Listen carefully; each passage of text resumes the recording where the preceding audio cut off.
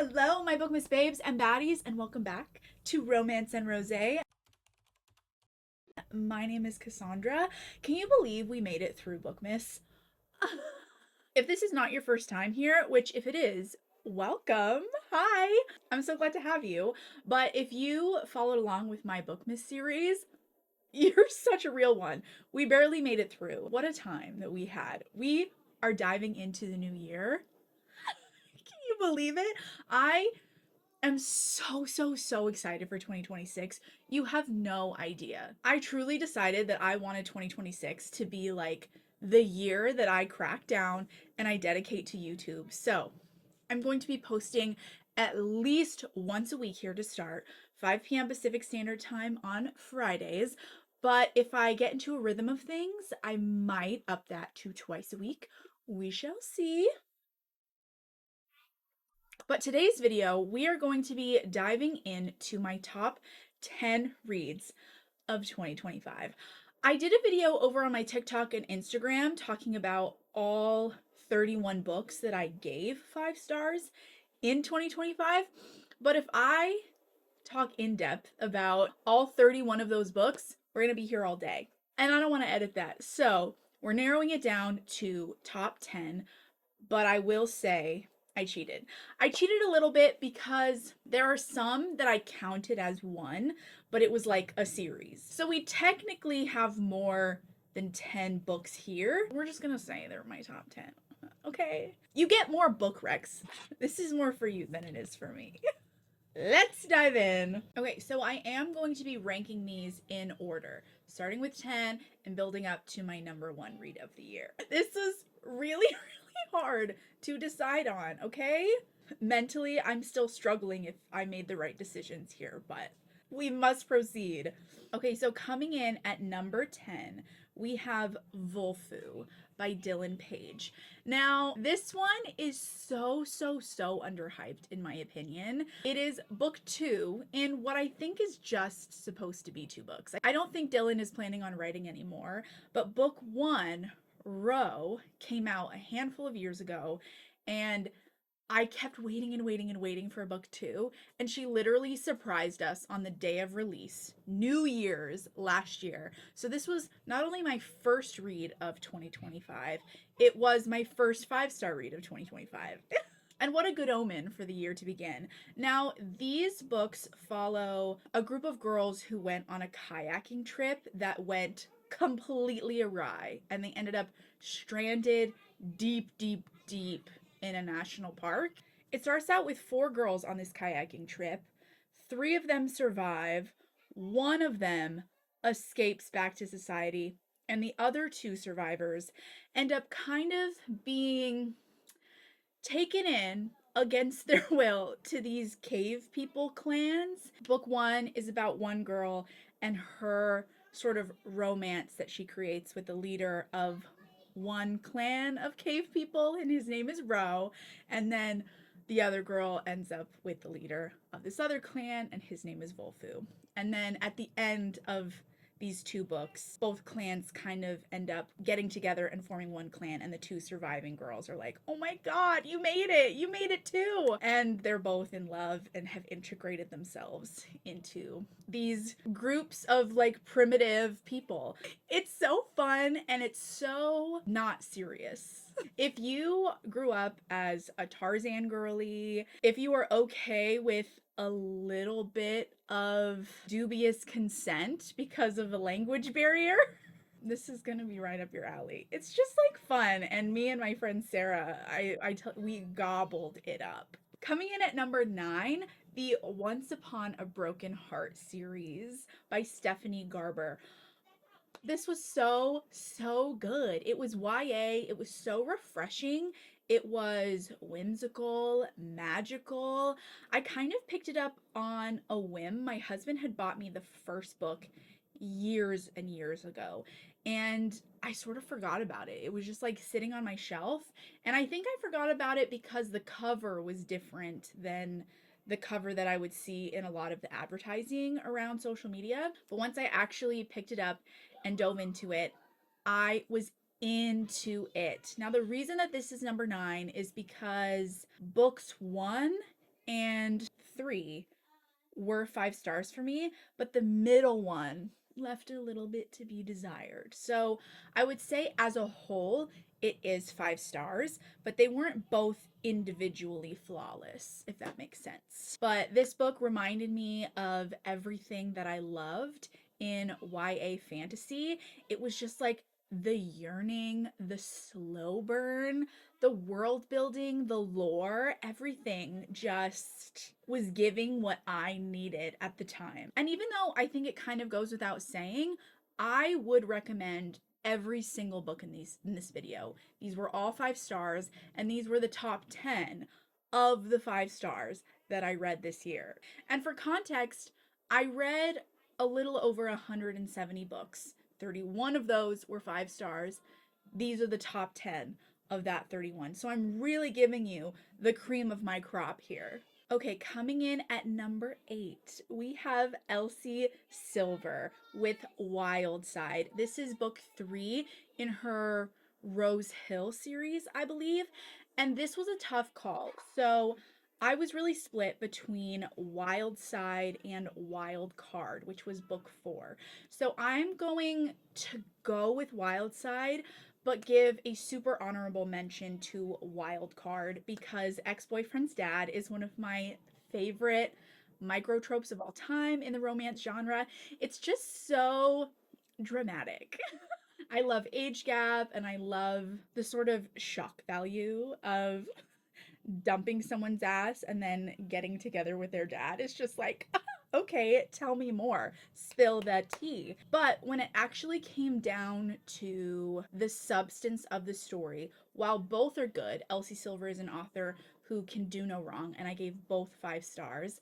Wild Side felt more like a 6 star to me. I think it was a little bit more unique in the sense that I had never read a WWE wrestler hero before.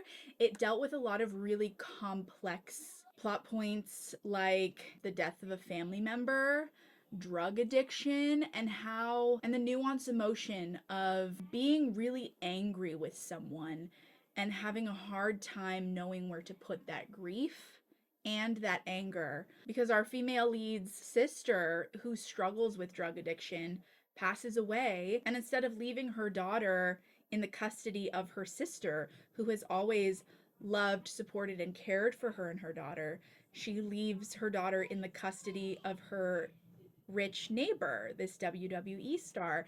And she's so confused and hurt by this and will basically do anything to keep her niece in her life. So to do that, her and the neighbor sort of get into a contract marriage because they don't live in the same country. And for her to be able to stay consistently in her niece's life, she needs to be in the country of the person who actually legally has custody of her niece until they're able to figure things out. And I think that's another reason why this one pulls through instead of Wild Card, because I actually really don't love fake relationship books normally, especially after 2024. I felt like I really got burnt out on that trope and actively went out of my way to avoid that trope as much as I could in 2025. But this one was so well done. The fact that you made me love and adore these characters in a trope that I normally don't super love was just like, Elsie, what can't you do? For number 7, I have Before We Were Strangers by Renee Carlino.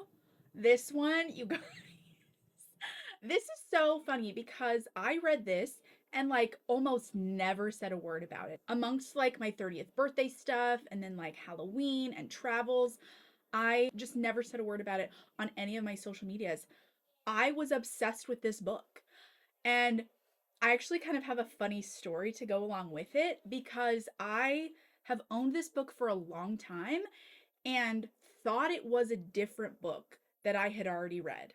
So it was on my shelf and I went, oh yeah, that was, and to be honest, I couldn't even tell you what story I thought it was.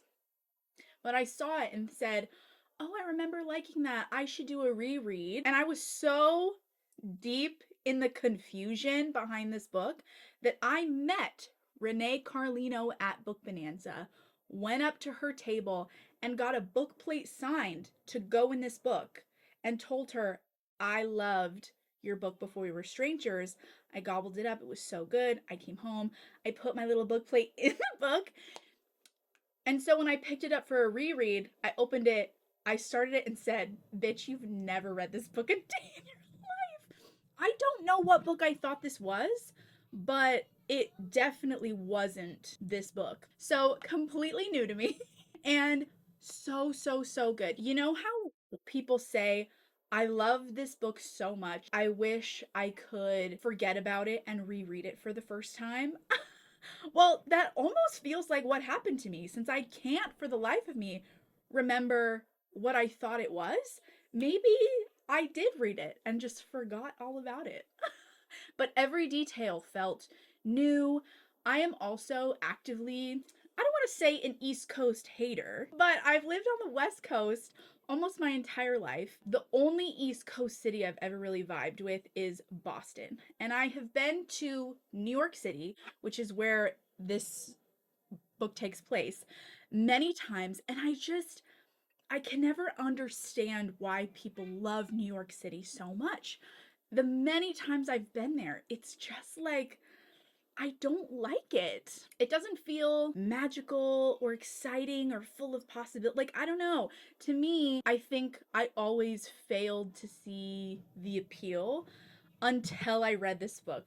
Renee, you made me feel like if I had never been to New York City, that would be like a bucket list dream of mine to go to New York City and to experience and see the city through these characters' eyes. These kids met in college, a couple of broke ass students just trying to make their way in the world. They meet because they're dorm neighbors and very quickly bond. And when I say broke ass, I mean so broke that they're out donating plasma on a weekly basis because they feed them free snacks and juice boxes so they can get a free meal, if you can consider that a meal, and walk away with a couple dollars. That is how broke ass they are. Finding like all the exciting free things to experience during the city. It's told in past and present POVs, and you know that present, these characters have been separated for a decent amount of time, so there is a second chance element to things, and you don't really know what caused them to lose touch because they're so inseparable for so long and develop this really beautiful codependency. But if I could meet Renee Carlino over again and then properly convey my obsession with these two characters and this just beautiful from beginning to end story, literally so good, absolutely no notes. If you love angst, a slow burn, really emotionally complex, character driven plots, you are going to love it. Coming in at number 6, we have The Good Girl Effect by Sarah Kate. This felt like coming to a family reunion after 10 years of not seeing your family. And I know that seems dramatic, okay, but hear me out. Sarah Kate, less than a handful of years ago, wrapped up the Salacious Players Club and then spent the last couple years writing the Good Brothers series. Then she announced that she was going to be releasing a next gen series from the Salacious Players Club that's supposed to be taking place, I can't remember if she said 15 or 20 years. I think she said 20 years after the Salacious Players Club wrapped. So if you have not read the Salacious Players Club, do you have to? No. But I would highly recommend because it makes the story so much deeper. And I've said this so many times, and I'll say it again. If you are just sort of dipping your toe into spicy books and are sort of ready for the next level, the Salacious Players Club is a series that no matter who you are, I promise you, read the series and you will discover a new kink about yourself you did not know you had. It explores so many different personalities and relationship dynamics with one main character throughout this whole story being the Salacious Players Club, a club that a lot of these characters co-own together. So they're business partners and it's about the romances and relationships that they build while running this business together. So it's just like this beautiful family tree of kinks. And I know that that sounds weird, but I promise, read it and also dissociate a little bit, and it's not that weird. But the last two books in the Salacious Players Club, The Highest Bidder and Madam, are sort of what help segue us into the Good Girl Effect, because Ronan Cade from The Highest Bidder ends up moving to Paris with his girl Daisy, and he buys and co-owns a sex club in Paris. And then at the end of Madam, Eden from that book already has a son, and he ends up spending some time in Paris and ends up falling in love with a beautiful Parisian woman. They get married, they have a child, and that woman passes on. She does. Our female lead, honestly, I cannot remember her name off the top of my head. Don't kill me, Sarah. But she works at a bookshop. And in one of the books that they get in, because they deal with some secondhand stuff, she finds a letter that is so beautifully written with a return address. And she goes, "This letter was so sweet, I'm going to return it to the address." So she goes to this place, and I can't remember his name either now. Jack St. Clair and Camille. Those are the main characters, okay? It was in there somewhere. I just needed Google to refresh me. So she shows up to return this letter, but since his wife has passed away and he has to full force get back into working full time, he needs a nanny, and he mistakes her for being there to job interview for this nanny position. And she falls so head over heels in love with this little girl at first sight that she ends up kind of just going with it, keeping the letter a secret for a while, and actually working for Jack. He's a rope master. And she is a very innocent woman, has no experience in kink or dominance or submission, but she is a curious little kitty, or bunny, I should say. Turns into his little rope bunny, and they end up having these shibari lessons, and you sort of get to meet other grown adult children from characters in the original Salacious Players Club series along the way. And it was just such a fun journey and world to be diving back into that felt nostalgic and new at the same time. For number 5, we have The Night Prince by Lauren Powell Freeman. You guys, this series is so good. I have always been a werewolf romance girly through and through. And I always feel so bad because people hear that and they go, "Okay, give me all the werewolf romance book recs." And I always pause because what got me back into reading romance as an adult was werewolf romance, but it wasn't really like traditionally published. It was through like romance reading apps, kind of like Wattpad, but not exactly Wattpad. And so I had all of these apps where I was reading all of these like self-published werewolf romances, but like you'd have to like purchase coin in the app and you'd have to pay per chapter, and some of them weren't finished, but like I would inhale hundreds of these a year. Just, I was so obsessed with them. So I know what I like in a werewolf romance, but when I discovered Kindle Unlimited and started my social media, I really sort of started reading more contemporary, and fantasy became a little bit more few and far between. So in real, like readily available, like on Kindle Unlimited or on Amazon available werewolf romances, my recommendation list is so much smaller because I just haven't gotten back into it as heavily as I once was when I was reading on these other apps. But now, I'm telling you, if you're a werewolf girly and you haven't read The Wolf King or The Night Prince by Lauren Powell Freeman, what are you doing? It is so, so, so good. Okay, picture James Fraser from Outlander and Rhysand from Akatar, but they're both sexy werewolf alphas of different clans, and they're in a love triangle with a princess. And these two alphas go by the name of Colum and Blake. Book 1, The Wolf King, really develops Colum's relationship with Princess Aurora, and Blake is sort of like the snarky, more villain-like character, but that's still like very allure, like very Rhysand in A Court of Thorns and Roses.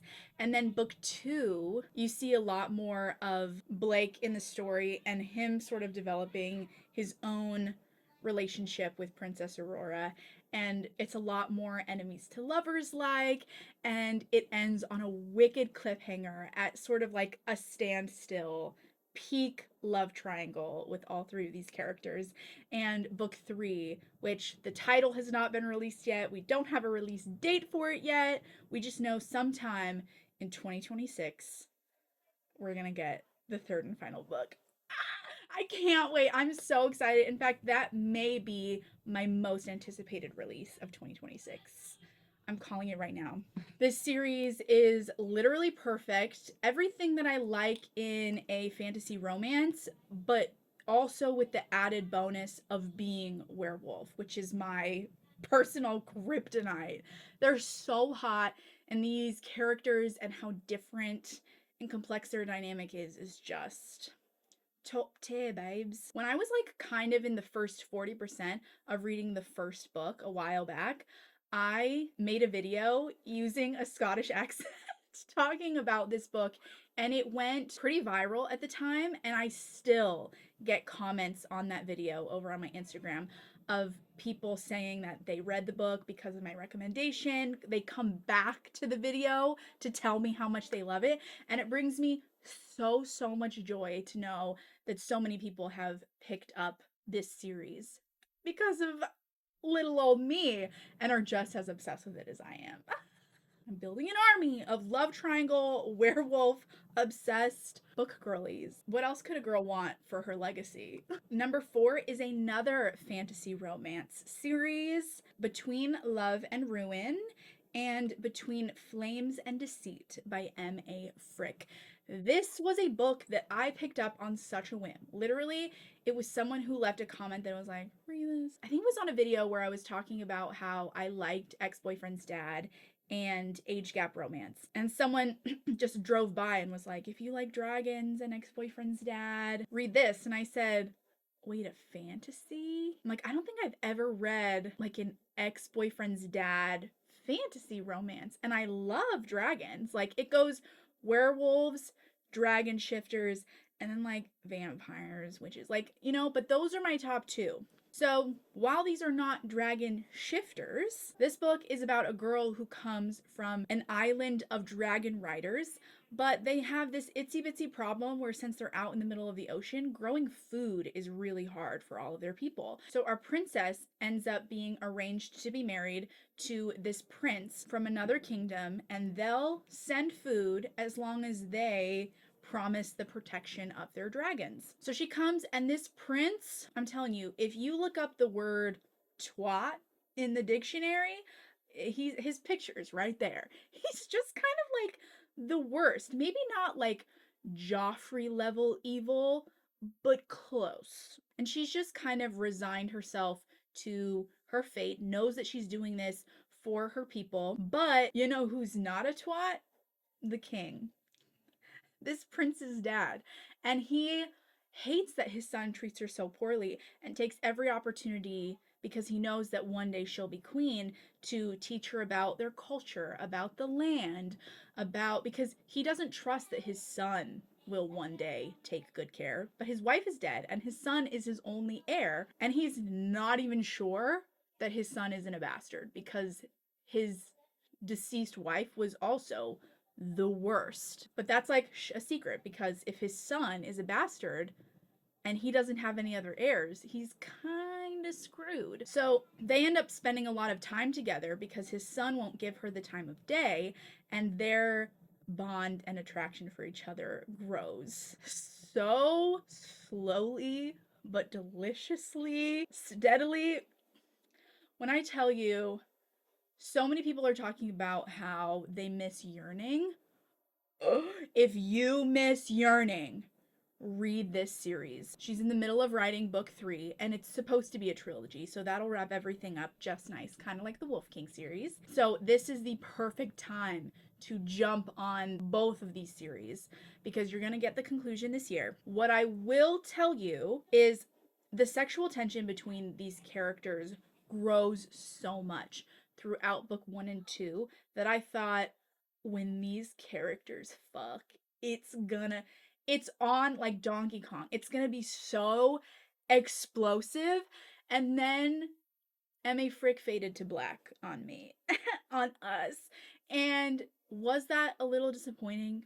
Yes, but at the end of the day, did not take away from my true enjoyment of the story, the plot, the characters, the romance. So I think as long as you go into it knowing that the tension and the foreplay between these characters is so hot and sexy, that like it feels like a horny book, you just won't actually get to see explicit open door sex, if that makes sense. So as long as you go into it with that expectation, I think you are also going to find this series as flawless as I did. Number 3, the Sunday Morning series by Julie Ann. This one really is cheating.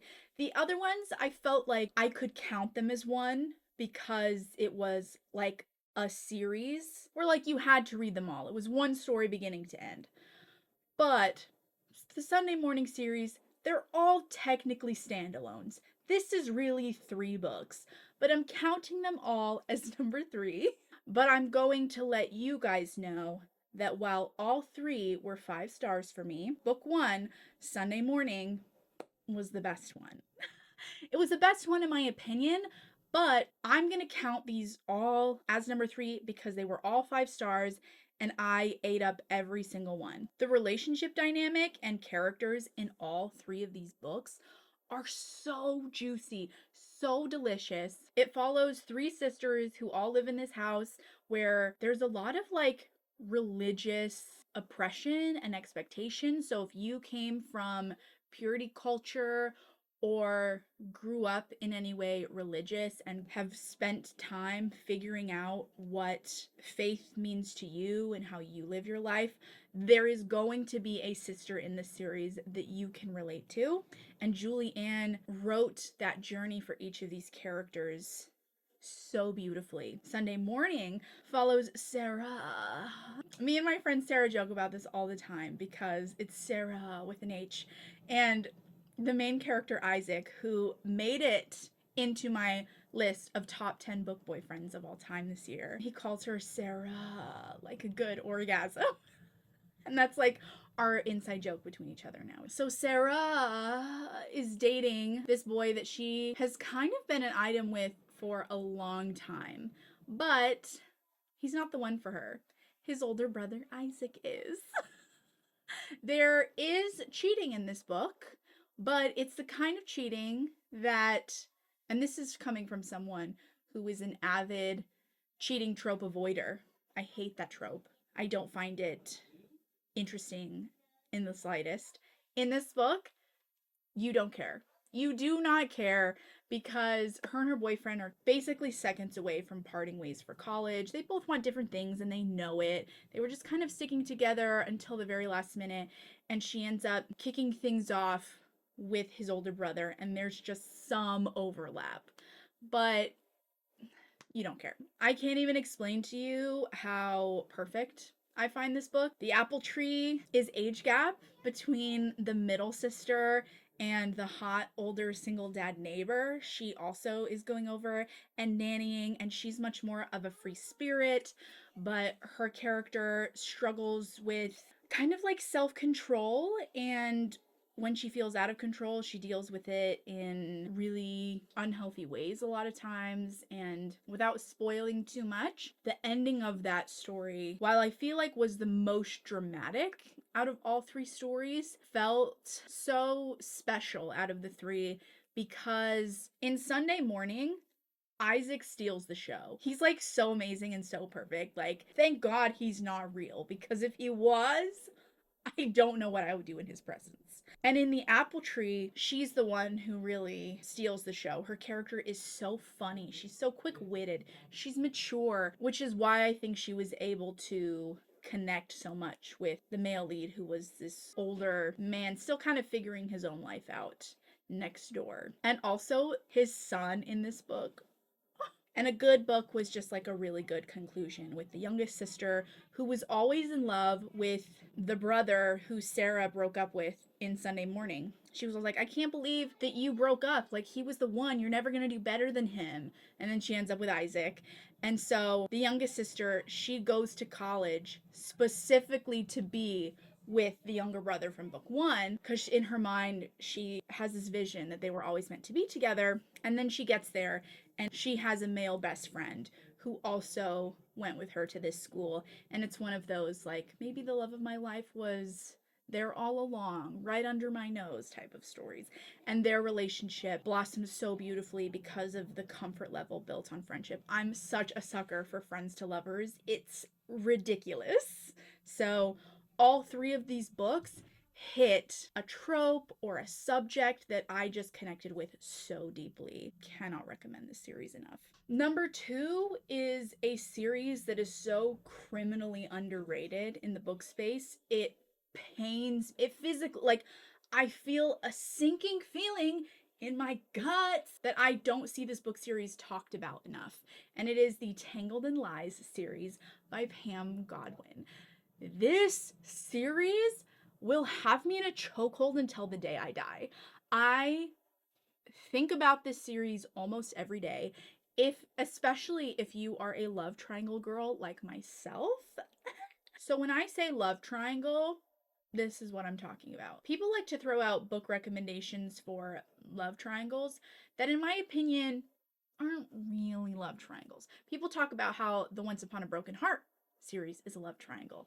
But no, you knew from the beginning that her and Jack were going to get together. Just because someone comes in for like a minute vying for the character's attention, that doesn't make it a love triangle. When I say I want a love triangle, I want a girl who is so in love with these two men who are so perfect and don't want to share her, that being a key detail, that she is forced to choose between these two men who make her so happy in different ways and literally having to rip her heart in two to make this decision. That's what I want. And that is what Pam Godwin gives us in the Tangled in Lies series. And I especially do not want to give away any details on this one. I feel like this is a series you truly have to go into with as few details as possible. Just know her life takes really unexpected turns and she ends up being put in a lot of really emotional places that she has to battle. Choices that are impossible to make for any person. And I was glued to my Kindle for an entire weekend. I just was like I couldn't put it down. I had to know what happened next. I felt like it was truly one of those stories where, am I happy with how things ended? Absolutely. But it also could have gone the other way and I would have been just as happy. Like, the journey was just so perfect. And I feel like Pam Godwin is a literary genius for this body of work. And number one, I knew this book was going to be my number one 3 chapters in. June 1st by Jennifer Hartman. I was so upset at the community for being aware of this book and never telling me how good it is. I have been a Jennifer Hartman fan for so long. I have read so much of her backlog. I just, for some reason, had skipped over June 1st. I bought the paperback on sale at some point and had it on my shelf for months before I said, Jennifer Hartman really never misses. I'm going to pick this up this summer. This looks like a fun, cutesy summer book. See, because I didn't know that Jennifer Hartman had an adopted brother romance book. I love taboo shit. And Jennifer Hartman, she writes gut-wrenching, she writes dark, she writes emotional, but has only kind of dipped her toe into the taboo with Older. That was more of like an age gap because it was her best friend's dad, but she's not really known for writing more like taboo topics. So I read the back of that book and I said, hold the fucking phone. He's her what? He's her adopted brother? June?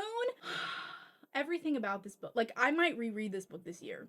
That's how good it was. I don't do rereads that often. It was taboo in the most realistic way possible. Our male lead, Brant's parents, pass away earlier on in the story, and Brant's mom was best friends with his best friend's mom, and they were neighbors. When this thing happens to his parents, the mom's best friend adopts Brant into their family, basically almost the same day that their daughter June is born. And so that's what makes it so taboo, is that he was adopted into her family legally and has been raised as her brother since the day she was born. She's always known Brant as her brother, but Brant has never accepted that he's her brother. Like, June, from the day she was born, became his special June bug. They have a very deep connection and he cares about her deeply, but he never refers to himself as her brother. He never calls her his sister, and the whole family just kind of lets that bit go. They see him as their son, but they know that, like, because of everything that he's been through and the loss of his parents, they don't push the subject. But this happens when he's like 7 years old, his parents passing. And so you just see this beautiful journey of these characters growing up together and how their very innocent, pure relationship and bond blossoms and gets more complicated as they get older. I was locked in from page number 1. And when I closed that last page, I said, I am different than I was before I started this book. And I have never stopped thinking about it. Another book would be hard pressed to top this. And even though I have given you many amazing 5-star book recommendations, June 1st by Jennifer Hartman was still the easiest to put at my top number 1 read of 2025. So there you have it. So many amazing books this year. I can't wait for 2026. Every year I feel like, oh my gosh, how is it going to be better than the last? And at the end of every year, I always find myself with all of these amazing books that are continuing to shape and evolve how I see the world, and reading has just become such a deep-seated part of who I am. And I've always liked who I am, but I feel like every year I just fall more and more in love with the person I'm becoming, and I think that that is a beautiful thing.